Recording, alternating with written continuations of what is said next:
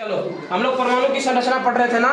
परमाणु की संरचना में इससे पहले क्लास में हमने जो एनसीईआरटी का क्वेश्चन आंसर था वो किया था, और उसमें हम लोगों ने इलेक्ट्रॉन, प्रोटॉन और न्यूट्रॉन के बारे में समझा था कि किस कक्षा में कैसे रह सकता है। ठीक है, आज हम बस यही चर्चा करने वाले हैं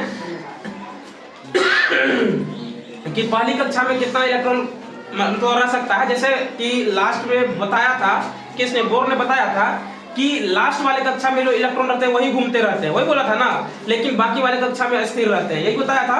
तो बोर के अनुसार से किस कक्षा में कितना इलेक्ट्रॉन होगा, इसको उन्होंने जब बताया तो उसको किस प्रकार से बताया गया उसको हम लोग देखेंगे। ठीक है ना, कि किस कक्षा में कितना इलेक्ट्रॉन रह सकता है, किस कक्षा में कितना इलेक्ट्रॉन नहीं रहेगा, उसके बारे में भी हम लोग चर्चा करने वाले हैं अभी। ठीक है, तो चलो सबसे पहले शुरू करते हैं। तो हमारा आज का मतलब हेडिंग ये है कि विभिन्न कक्षाओं में इलेक्ट्रॉन कैसे वितरित होते हैं।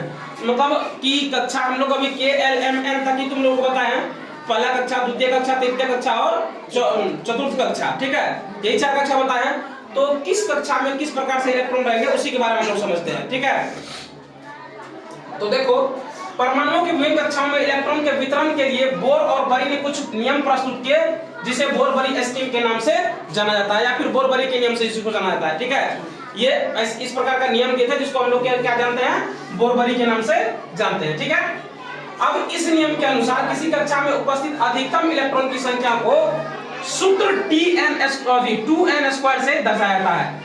इस नियम के अनुसार से क्या होता है कि किसी भी कक्षा में कितना इलेक्ट्रॉन उपस्थित है उसको किस प्रकार से दर्शाया जाता है 2n² से दर्शाया जाता है, जहां n क्या है, कक्षा की संख्या है। जो तुम n देख रहे हो यहाँ पर, ये क्या है, कक्षा की संख्या। ये जो n तुम देख रहे हो ये क्या है, कक्षा की संख्या है। ठीक है, उसके बाद अगर तुम देखोगे कक्षा की संख्या या ऊर्जा स्तर है, इसलिए अधिकतम संख्या पहले कक्षा या k कोश में होगी।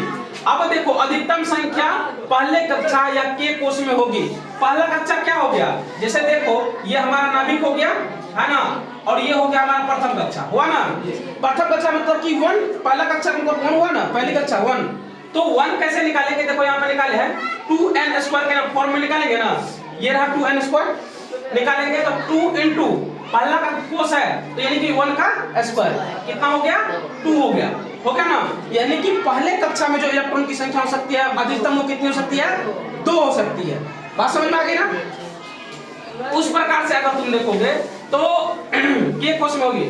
उसके बाद दूसरे कक्षा या L कोश में होगी 2 गुना 2 का स्क्वायर, जैसे यहाँ पे हमको निकाल के दिखाएं। दूसरी कक्षा मतलब इसी पर दूसरा कक्षा हो गया ना, तो इसमें ये दूसरी कक्षा है तो 2 इंटू 2 का स्क्वायर कितना होगा, 8 होगा। ठीक है, उसी प्रकार से तीसरी कक्षा में m कोश में कितना होगा, 2 इंटू 3 का स्क्वायर 18। उसी प्रकार से चौथा कक्षा में कितना होगा, 2 इंटू 4 का स्क्वायर यानी कि 32 होगा ना। अब देखो एक चीज और है कि सबसे बाहरी कोश में अधिकतम इलेक्ट्रॉन की संख्या 8 हो सकती है। तुमको लग रहा होगा कि ये जो 32 है ये मतलब 32 इलेक्ट्रॉन होगा, लेकिन नहीं, एक कक्षा में अधिकतम इलेक्ट्रॉन की संख्या कितनी हो सकती है, 8 ही हो सकती है। अधिकतम इलेक्ट्रॉन की संख्या कक्षा में कितनी हो सकती है, 8 हो सकती है। जैसे तुमको देखो यहाँ पर हम फिगर बनाए होंगे तो देखो पहली कक्षा में 2 है, दूसरी कक्षा में 8 है। ठीक है, फिर जैसे ही तीसरी कक्षा में गए तो 8 तक आया, फिर जैसे ही अब इसके आगे आगन के आगे बनाएंगे तो ये क्या होगा, इससे बाहर चला जाएगा, यानी चौथा कक्षा में घूम जाएंगे हम लोग। समझ में आई बात को। तो अधिकतम इलेक्ट्रॉन की संख्या कितनी हो सकती है, 8 हो सकती है किसी भी कक्षा में। ठीक है, अधिकतम इलेक्ट्रॉन की संख्या कितनी होगी, 8 हो सकती है। ठीक है, अब देखो तीसरा पॉइंट लिखे कि किसी परमाणु के दिए गए कोश में इलेक्ट्रॉन तब तक स्थान नहीं लेती जब तक कि उससे पहले वाले या भीतरी कक्ष में पूर्ण रूप से भर नहीं जाते।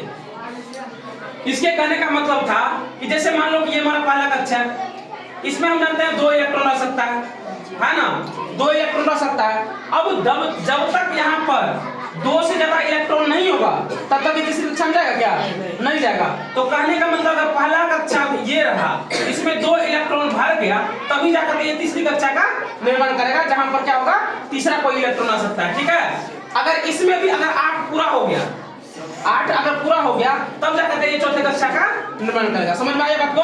तो टोटल मतलब जो अधिकतम संख्या है वो 8 है, लेकिन जब तक मतलब उससे पहले वाला कक्षा पूर्ण रूप से भर नहीं जाता है तब तक अगली कक्षा में वो जा नहीं सकते हैं। समझ में आई बात। तो वही कहा है कि किसी परमाणु के दिए गए कोश में इलेक्ट्रॉन तब तक स्थान नहीं लेती है जब तक कि उससे पहले वाले या भीतरी कक्षा में पूर्ण रूप से भर नहीं जाते। इससे क्या स्पष्ट होता है, कक्षाएं क्रमानुसार बढ़ती है। इसलिए स्पष्ट हो रहा है ना कि कक्षाएं जो क्रम बाय क्रम बढ़ती जाती है। जैसे पहला कक्षा भरा, फिर दूसरा कक्षा, फिर तीसरा कक्षा, फिर चौथा कक्षा, इस प्रकार से क्या होता है, बढ़ते जाता है। बात समझ में आ गई ना।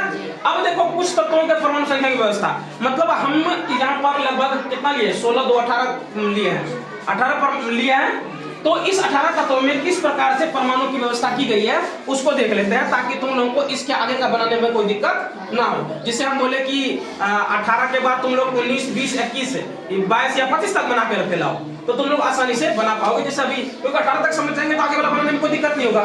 तो अब देखो उसको किस प्रकार से हम लोग व्यवस्थित करेंगे। जैसे देखो हमने हाइड्रोजन का लिया, हाइड्रोजन का परमाणु संख्या कितना होता है, एटॉमिक नंबर 1 होता है। तो अब देखो इसकी कक्षा में क्या किया, हम एक इलेक्ट्रॉन को घुमा दिए, है ना। हीलियम का कितना होता है, 2। तो एटॉमिक नंबर कितना होता है इसका, 2 होता है। 2 कक्षा में घूम गया ना, पहली कक्षा में अधिकतम कितना संख्या होगा, 2 इलेक्ट्रॉन होगा, तो 2 हो गया। अब ये कक्षा फुल हो गया ना, अब ये कक्षा पूरा हो गया। अब तीसरे कक्षा में देखो यहाँ पे आते हैं लिथियम पे। लिथियम का एटॉमिक नंबर कितना होता है, 3 होता है। तो पहले कक्षा में कितना होगा, 2, लेकिन बच गया कितना, 1। तो वो किस कक्षा में चला जाएगा, तीसरी कक्षा में, सॉरी दूसरी कक्षा में चला जाएगा ना। उसी प्रकार से बेरिलियम का देखो एटॉमिक नंबर कितना होता है, 4 होता है ना। अब देखो पहली कक्षा में कितना इलेक्ट्रॉन, 2 इलेक्ट्रॉन, कितना बच गया, तो उस 2 के लिए अलग से जगह चाहिए ना, तो ये दूसरी कक्षा का निर्माण हो गया।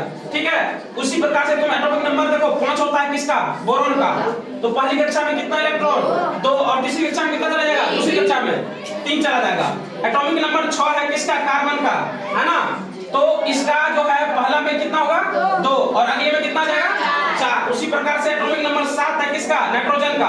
पहली कक्षा में कितना, 2, दूसरी कक्षा में 5। एटॉमिक नंबर 8 है ऑक्सीजन का, पहली कक्षा में 2, दूसरी कक्षा में 6। एटॉमिक नंबर 9 है किसका, फ्लोरीन का, पहली कक्षा में 2, और दूसरी कक्षा में 7। एटॉमिक नंबर 10 है नियोन का, पहली कक्षा में कितना, 2, दूसरी कक्षा में 8। बिल्कुल सही। चलो अब आते हैं, इससे आगे बढ़ते हैं। अब है एटॉमिक नंबर कितना होता है, 11 होता है किसका, सोडियम का। तो पहली कक्षा में 2, दूसरी कक्षा में 8, तो 10 हो गया। अब बचा कितना, 1 बचा, तो तीसरी कक्षा का निर्माण हो गया। उसी प्रकार से मैग्नीशियम का एटॉमिक नंबर कितना, 12, पहली कक्षा में, दूसरी कक्षा में, और तीसरी कक्षा में 2। उसी प्रकार से एल्युमिनियम का एटॉमिक नंबर 13, तो पहली कक्षा में, दूसरी कक्षा में, तीसरी कक्षा में 3। अब आ गया silicon, atomic number 14, atomic number 14। तो पहली कक्षा में 2, दूसरी कक्षा में, और तीसरी कक्षा में 4 इलेक्ट्रॉन। एटॉमिक नंबर 15 किसका, फास्फोरस का।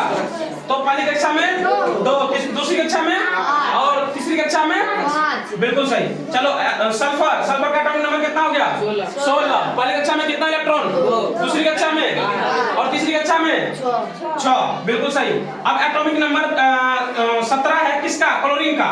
तो पहली कक्षा में कितना इलेक्ट्रॉन, दूसरी कक्षा में, और तीसरी कक्षा में, बिल्कुल। एटॉमिक नंबर 18 है किसका, आर्गन का।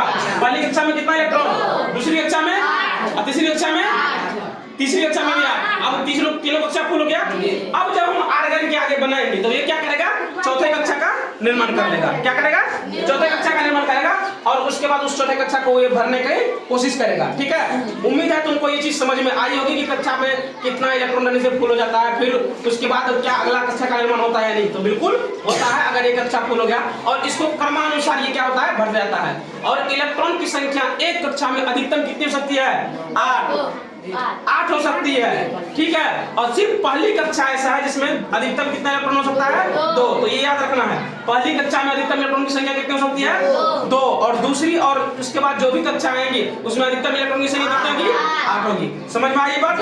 उम्मीद है तुम लोगों को ये वाला टॉपिक समझ में आ गया कि कक्षा में इलेक्ट्रॉन की संख्या किस प्रकार से वितरित की जाती है। ठीक है, अगर समझ में नहीं आया हो तो अगले क्लास में हम और डिटेल्स में इसको देख लेंगे। ठीक है, यही इसी चीज को बोर ने बिल्कुल अच्छे से समझाया था, जिसमें रदरफोर्ड ने ये बोल दिया था कि इलेक्ट्रॉन जो है वो घूमते रहते हैं, जिसके अनुसार से उन्होंने फिर बोर ने ये बोला कि अगर इलेक्ट्रॉन कक्षा में घूमते रहते हैं तो वो क्या होगा कि कभी कभी वो क्या करेगा, नाभिक उसको खींच लेगा, जिसकी वजह से क्या हो जाएगा, नाभिक नष्ट हो जाएगा। इसका मतलब परमाणु रहेगा ही नहीं, है ना। परमाणु नहीं रहेगा तो फिर किसी भी पदार्थ का निर्माण किस प्रकार से होगा। तो बोर ने आकर के समझाया कि मतलब घूमता तो है इलेक्ट्रॉन, लेकिन क्या होता है कि जिस कोश में इलेक्ट्रॉन की संख्या पूरी हो जाती है वो स्थिर हो जाती है, और जिसमें पूरी नहीं रहती है वो क्या होती है, घूमते रहती है। ठीक है, तो यहाँ उम्मीद है ये टॉपिक समझ में आ गया। फिलहाल आज के लिए इतना है।